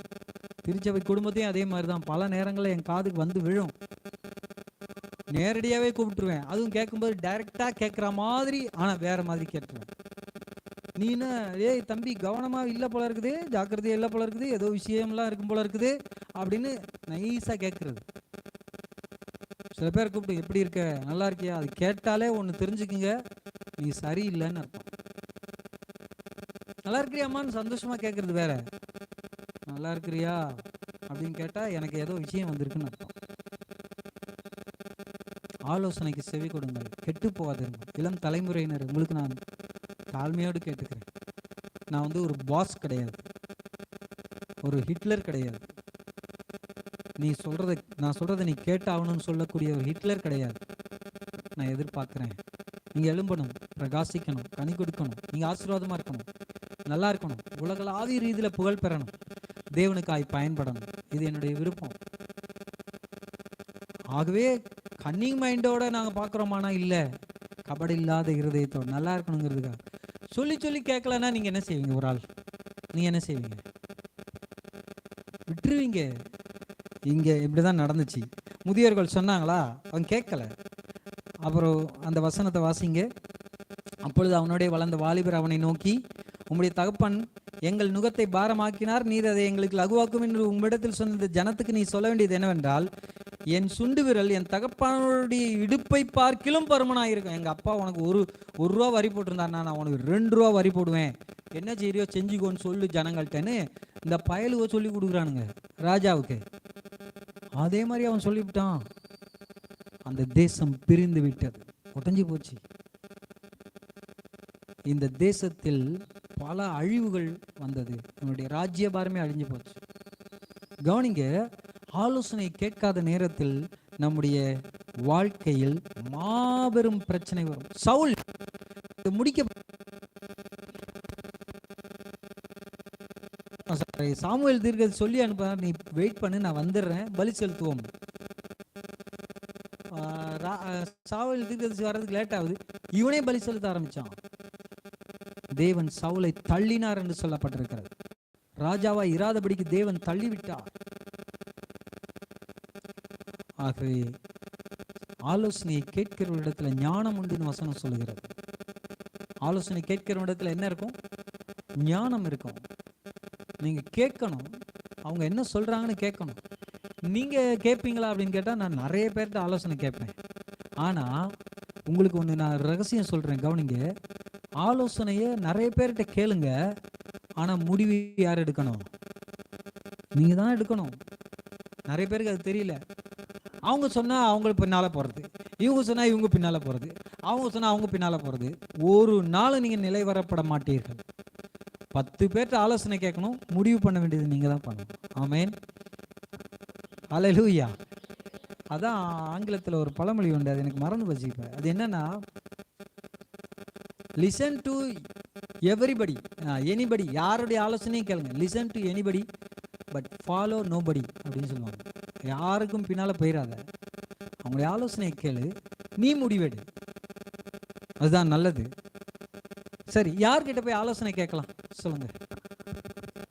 ஆலோசனை கேட்கறதா யார்கிட்ட கேட்கலாம்? உங்களுக்கு ஒரு ஆலோசனை தேவை, என்ன செய்வீங்க? என்ன எப்படி உட்கார்ந்து இருக்கீங்க? ஆலோசனை கேட்கறதுனா என்ன செய்வீங்க? ஆலோசனை வேணும், என்ன செய்வீங்க?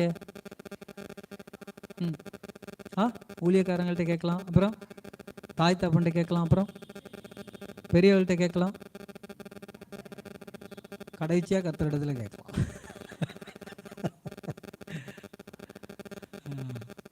சும்மா சொன்னேன். முதல்ல நாம என்ன செய்யணும்? தாவீது தேவனிடத்துல போய் விசாரிப்பான், கர்த்தரிடத்துல தான் கேட்கணும். யாக்கோபு 1:5 எல்லாருக்கும் தெரியும். ஒருவன் ஞானத்தில் குறைவுள்ளவனாய் இருந்தால் யாவருக்கும் சம்பூர்ணமாய் கொடுக்கிறவரும் ஒருவரையும் கடிந்து கொள்ளாதவரும் ஆகிய தேவனிடத்தில் கேட்க கடவுள். நீங்க தேவனிடத்தில் ஆலோசனை கேட்கணும், இதுல வளரணும். தேவனிடத்தில் ஆலோசனை கேட்கறதுனா முதல் தடவை கேட்டோடனே மனுஷன் பதில் சொல்ற மாதிரி அவர் பேசுறது கிடையாது. ஆவியில தான் கேட்க. ஆவியை முதல்ல பக்குவப்படுத்தணும். ஆவியில தேவனுடைய சத்தத்தை கேட்கறதுக்கு பழகணும். ஆண்டவருடைய சத்தம் பேசுற விதங்களே வித்தியாசமா இருக்கும். சில நேரங்களில் ஆவியில பேசுவார், சில நேரங்களில் சூழ்நிலைகள்ல பேசுவார், சில நேரங்களில் காதுல வேற ஏதோ பேச்சு விழுற மாதிரி விழும், நம்மளை சிந்திக்க வைக்கும். தேவன் எப்படி எப்படியோ செய்வார். ஒரு கழுதையை வச்சு கூட கர்த்தர் பேசி முடிப்பார். ஆமாவா இல்லையா? பிலியாம் தீர்க்கதரிசிக்கு யார் வச்சு பேசினார்? ஆண்டவர் கழுதையை வச்சு பேசிட்டாரு. ஏய், இன்னைக்காவது உன்னை நான் இப்படி தூக்கிட்டு போகும்போது ஏதாவது பிரச்சனை பண்ணியிருக்கேனா?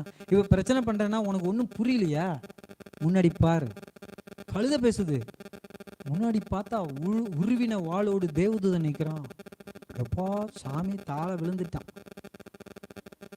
இங்க பாரு, இந்த கழுதை மட்டும் ஒதுங்கி இப்படி உரசாம இருந்துச்சு, கழுதையை விட்டுட்டு ஒன்னையே வெட்டியிருப்பேன். ஆமென், ஹல்லேலூயா. அது மட்டும் போயிருந்துச்சு, நான் கழுதையை விட்டுருவேன், உன் தலையை வெட்டியிருப்பேன். தேவதூதன் சொல்றான். ஆலோசனையை தேவனிடத்தில் முதலாவது கேட்க கடவன். அதை கேட்டு நீங்க பழகுங்க. ஆண்டவர் எப்படிலாம் பேசுவாரு, காத்திருக்கணும். கேட்ட உடனே அவர் பதில் சொல்லிடுவாரானா சில நேரம் நமக்கு தெரியாது.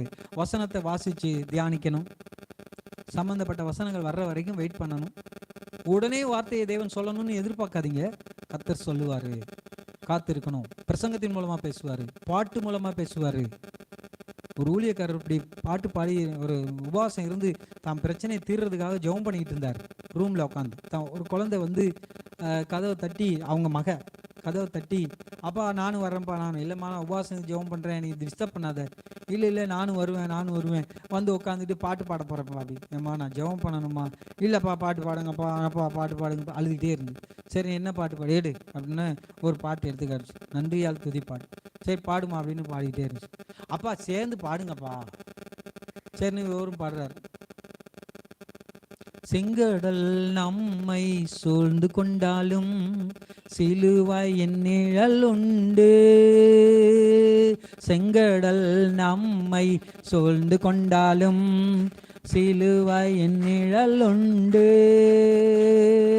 பாடிடுவோம் துதித்திடுவோம் பாதைகள் கிடைத்துவிடும். பாடிடுவோம் துதித்திடுவோம் பாதைகள் கிடைத்துவிடும். இந்த பாட்டு பாடிட்டு இருக்கும்போது ஆண்டவர் பேசினாராம், பாடு துதிச்சு பாடு பாதை திறக்கும்னு சொல்லி ஆண்டவர் பேசினாராம். கேட்ட உடனே ஊழியக்காரர் பயங்கர சந்தோஷம், உபவாசத்தை உடனே முடிச்சிட்டார். கர்த்தருடைய சத்தத்தை கேட்கறதுக்கு போனாரு. இவர் குழந்தைய கொண்டு வந்து ஒரு பாட்டை, முக்கியமான வரிகளை பாட வச்சு, பாடிடுவோம் துதித்திடுவோம் பாதைகள் கிடைத்து விடும்னு சொல்லி ஆண்டவர் பேசினார். இப்படி சில நேரங்களில் வித்தியாசமா ஆண்டவர் பேசுவார். ஆனா நீங்க கேட்டுட்டு மறந்துடக்கூடாது. ஆண்டவர்கிட்ட கேட்டதே மறந்துடுவாங்க சில பேர். ஆலோசனைக்காக காத்திருந்து கேட்டுக்கிட்டே இருக்கணும். கர்த்தர் உங்களுக்கு பேசுற வரைக்கும் எந்த விதத்துல பேசுவார்னு தெரியாது, யார் அனுப்பி பேசுவார்னு தெரியாது, என்ன நடந்து பேசுவார்னு தெரியாது, என்ன சூழ்நிலை மூலமா பேசுவார்னு தெரியாது, சொப்பனம் மூலமா பேசுவாரான்னு தெரியாது. ஆகவே பிரசங்கத்தின் மூலமா பேசுவாரா, பாட்டு மூலமா பேசுவாரா, வசனத்தின் மூலமா பேசுவாரா, இல்ல சத்தம் காதுல, தேவனே சத்தத்தை நம்ம காதுல விழுற மாதிரி பேசுவாரா தெரியாது. எப்படியோ பேசுவாரு. ஆக மொத்தம் கேட்டதை நீங்க விடக்கூடாது, பிடிச்சி கேட்டுட்டே இருக்கணும். ஆண்டவர் உங்களுக்கு நடத்துவாரு, நீங்க பெற்றுக்கணும். அப்படி தேவனிடத்துல ஆலோசனை கேட்கணும். ஹல்லேலூயா. சங்கீதம் 119:24 வசனம் இப்படி வாசிக்கிறோம். அடுத்த வார்த்தை, வேதத்தினால் ஆலோசனை கேட்டல். உம்முடைய சாட்சிகள் எனக்கு இன்பமும் என் ஆலோசனைக்காரருமாய் இருக்கிறது. தாவீது சொல்றார் 119:24 வசனம், உம்முடைய சாட்சிகள் எனக்கு இன்பமும் என் ஆலோசனைக்காரருமாய் இருக்கிறது. பாருங்க, ஆலோசனைக்கு என்ன வச்சிருக்கிறாரு, ஆட்கள் கூட இல்லை, சாட்சிகள். ஆமென். அதே 119 105 வசனம் சொல்லுகிறது, உம்முடைய வசனம் என் கால்களுக்கு தீபமும் என் பாதைக்கு வெளிச்சமுமாய் இருக்கிறது. வசனத்தை உங்களுடைய ஆலோசனைக்காக எதிர்பாருங்கள். அடுத்தது யார்கிட்ட ஆலோசனை கேட்கலாம்? தேவனிடத்துல கேட்டாச்சு. அப்புறம் வசனத்தை ஆலோசனைக்காக வச்சிருக்கிறீங்க. உங்களுக்கு ஆலோசனைக்காரர் அநேகம் உண்டாயிருந்தால் சுகம் உண்டாயிருக்குன்னு சொன்னது போல, ஆலோசனைக்காரர் தேவன் முதலாவது ஆலோசனைக்காரர், இரண்டாவது அவருடைய சாட்சிகள், மூணாவது அவருடைய வேத வார்த்தைகள், நாலாவது நீதிமான்கள்.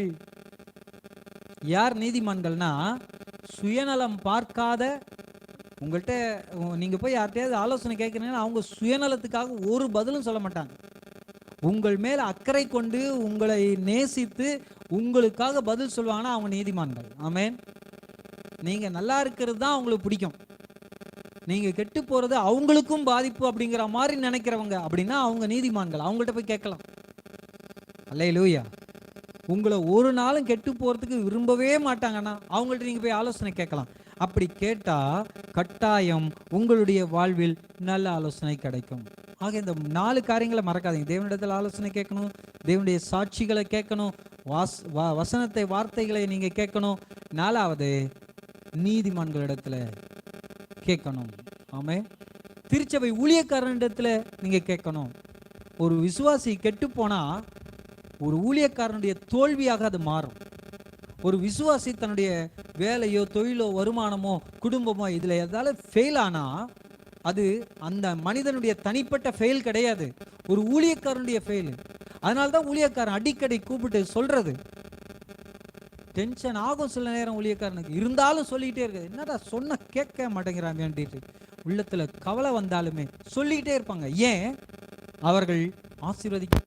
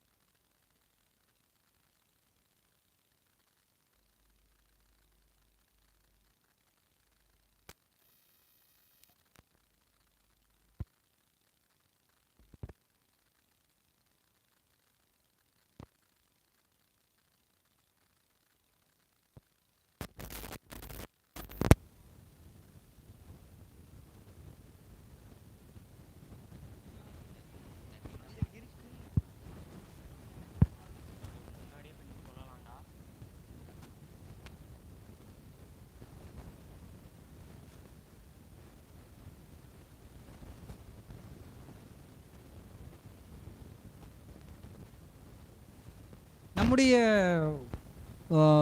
வேலைகள் முடிவுகள் எல்லாவற்றிலையும் நாம் எப்பொழுதும் ஆலோசனை கேட்கிறவர்களாக இருக்க வேண்டும். நீங்களாம் நல்ல ஆலோசனை சொன்னீங்க, இந்த கட்டடம் நிற்கிது. உங்களுடைய புகழ்ச்சிக்கு இந்த கட்டடம் சாட்சியாக இருக்கிறது. உங்களுடைய ஞானத்திற்கு, உங்களுடைய தியாகத்திற்கு இந்த கட்டடம் சாட்சியாக இருக்கிறது. ஆமென். உங்களிடத்துல பொருள் இல்லை, உங்களிடத்துல மனம் இருக்குது, உங்களிடத்துல எந்த விதமான படிப்பு இல்லை, ஆனால் ஞானம் இருக்குது. நீங்கள் அதற்கான சாட்சியாக இந்த கட்டடத்தை நிறுத்தி இருக்கிறீர்கள். ஆகவே ஊழியக்காரனும் எவ்வளோ பெரிய ஆளோ, ஊழியக்காரனுக்கே ஆலோசனை சொல்ல முடியுமானா நீங்கள் சொல்லி, சாலமோனுக்கே ஆலோசனைக்காரர்கள் இருந்தாங்களா இல்லையா? சாலமோன் உலகத்திலே ஞானி, அவனை போல ஞானி இதுவரைக்கும் இல்லை, இனிமேலும் இல்லை. அவனுக்கு ஆலோசனைக்காரர்கள் இருந்தாங்க. நீங்கள் வீட்டில் ஆலோசனை கேட்குறவங்களா இருக்கிறீங்களா? வீட்டில் ஆமென். வீட்டில் ஆலோசனை கேட்கணும். என்ன குழம்பு வைக்கலான்னு மட்டும் கேட்குறது உண்டு. இந்த சேலை வாங்கட்டா, இதை செய்யட்டா, இவங்களுக்கு ஃபோன் பண்ணட்டா கேட்குறது கிடையாது. இஷ்டத்துக்கும் செஞ்சிடுறது. உங்கள் வீட்டில் அப்படி நடக்குதா அப்படின்னா, இல்லை எங்கள் வீட்டில் சின்ன விஷயத்துக்கும் கேட்பாங்க, பிரச்சனை இல்லாமல் இருக்குது. அல்லேலூயா. ஆகவே ஆலோசனையை கேட்டு செய்யுங்க. ஒருவருக்கு ஒரு ஆலோசனை சொல்லுங்கள். ஆனால் முடிவெடுக்கும்போது தெளிவாக இருங்க. தேவனுடைய சமூகத்தில் உட்கார்ந்து ஜெபம் பண்ணி, குடும்ப தலைவர்கள், குடும்ப தலைவிகள், அவங்க மட்டும் இல்லை, பிள்ளைகளும் தேவ சமூகத்தில் ஜெபம் பண்ணி ஆலோசனையை கேட்டுக்கொள்ளுங்கள். நம்மை தேவன் ஆசீர்வதிப்பார். ஆலோசனை கேட்கிற இடத்துல என்ன உண்டு? ஞானம் உண்டு. ஆமென். ஆலோசனை உங்கள்கிட்ட இருக்கும்னா, நீங்கள் கேட்குறவங்களா இருப்பீங்கன்னா, நீங்கள் இப்போ இருக்கிறத விட கட்டாயம் உயர்ந்து வளர்ந்து கட்டாயம் வருவீர்கள். ஆமென். நீங்கள் வளர்ச்சி அடைய போகிறீர்கள். ஆமென். உங்களுடைய துன்பங்களிலே நீங்கள் சகித்து ஜெயித்து மேன்மை அடைய போகிறீர்கள். அல்லேலூயா. கரங்களை தட்டி தேவனுக்கு நன்றி செலுத்துவோமா? ஒரு பாவத்தில் சிக்கிட்டீங்களா? ஆலோசனை கேளுங்க. விடுதலை பெறுவதற்கு ஆலோசனை கேளுங்க.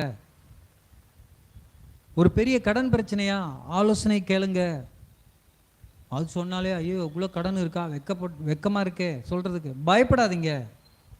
தேவனிடத்தில் சொல்லுங்க. ஆலோசனையை தேவனிடத்தில் மட்டும் இல்லை, தேவன் சொல்லுகிற வழிகளில் வசனத்தில் பாருங்க. ஊழியக்காரன்ட்ட கேளுங்க. நீதிமான்களிடத்தில் போங்க. விசுவாசிகள், நீதிமான்களாகிய விசுவாசிகள், அதாவது நலன் விரும்பிகள்னு சொல்லுவாங்க, அவங்கள்ட்ட கேளுங்க. கர்த்தர் உங்களுக்கு நல்ல ஆலோசனை சொல்லுவார். ஆலோசனை கேட்டு நடங்க. ஆலோசனை சொல்கிறதுக்கு உங்களுக்கு 10 பேர் இருக்கிறாங்கன்னு சொன்னால், நீங்கள் உங்களை மாதிரி பலசாலி யாருமே கிடையாது, பணக்காரங்க யாருமே கிடையாது. ஆமென். ஹல்லேலூயா. நீங்கள் யார் சொன்னால் கேட்பீங்க? உங்களுக்கு ஆள் இருக்கா? சொன்னால் கேட்பீங்களா? உங்களுக்கு பிடிக்காத விஷயத்த சொன்னாலுமே, அதாவது பிடிக்காத மாதிரி இருந்தாலுமே சொன்னால் கீழ்ப்படியக்கூடிய ஒரு நபரை வச்சுருக்கிறீங்கன்னா நீங்கள் பாக்கியவான்கள். ஆமென். இளம் தலைமுறையினர் ரொம்ப கவனிங்க. உங்களுக்கு பிடிக்கலைனாலும் சொன்ன பேச்சு கேட்குறதுக்கு உங்களை தாயோ தகப்பனோ ஊழியக்காரனோ அல்லது உங்களுக்கு நலன் விரும்பியோ சுயநலம் இல்லாதவர்களோ ஞானம் உள்ளவர்களோ சொல்லுவாங்க, கேட்பீங்கன்னா நீங்கள் பாக்கியவான். கட்டாயம் நீங்கள் நல்லா இருப்பீங்க. உங்களுடைய பொருளாதாரம் வளரும், உங்களுடைய ஆரோக்கியம் வளரும், உங்களுடைய சமாதானம் சந்தோஷம் வளரும். நீங்கள் வாழ்க்கையில் முன்னேறுவீர்கள், வெற்றி அடைவீர்கள். உங்கள் மூலமாக சந்ததியை ஆசீர்வதிக்கப்படும். ஆலோசனை அவ்வளோ முக்கியமானது. கரங்களை தட்டி இந்த வார்த்தைகளுக்காக தேவனுக்கு நன்றி செலுத்துவோம். அவர் எழும்பி நிற்போம். ஆண்டவர் சமூகத்தில்ப்பா, நான் ஆலோசனையில் கொஞ்சம் குறைவாக இருக்கிறேன், ஆலோசனைக்கு செவி கொடுக்க எனக்கு கற்றுத்தாங்கப்பா. ஆண்டவரே, இன்னைக்கு நான் ஒப்பு கொடுக்குறேன். என் ஆலோசனை குறைவினால்தான் நான் இன்னைக்கு கஷ்டப்பட்டுக்கிட்டு இருக்கேன். என் வாழ்க்கையில் பிரச்சனைக்கு காரணம் ஆலோசனை குறைவு தான். என் தேவன் எனக்கு உதவி செய்யுங்கன்னு சொல்லி ஆண்டவர் சமூகத்தில் எல்லாரும் ஸ்தோத்திரம் பண்ணுவோமா? ஸ்தோத்திரம், ஸ்தோத்திரம், ஸ்தோத்திரம். ஆண்டவரே, நாங்கள் உம்மை துதிக்கிறோம், மகிமைப்படுத்துகிறோம். பரிசுத்தரே, ஹல்லேலூயா. நீதியின் தேவனே, எங்களுக்கு ஆலோசனை தருகிற கர்த்தாவே, அப்பா, உம்முடைய ஆலோசனைகள் எண்ணிக்கைக்கு அடங்காதவைகள் என்று தாவீது சொல்லுகிறார். அவர் ஆண்டவரே அப்பா, உம்முடைய ஆலோசனைக்காய் காத்திருந்த மனிதன் அப்பா. ஆகவே ஜெயம் பெற்றான். ஆண்டவரே, ஊழியக்காரர்கள், நீதிமான்கள், பரிசுத்தவான்கள், கர்த்தாவே, உம்முடைய ஆண்டவரே அப்பா சேவை செய்கிறவர்கள், ஆண்டவரே மற்றவர்களுடைய நல்வாழ்வை விரும்புகிறவர்கள் மூலமாக கர்த்தர் நீர் பேசுகிறீர், கட்டப்படுவீர்கள் என்று சொல்கிறீர். ஆண்டவரே அப்பா, நீர் தாமே பாழான ஸ்தலங்களை நீர் எடுப்பிக்கிற தேவனாய் இருக்கிறீர். ஆகையால் உமக்கு நன்றி.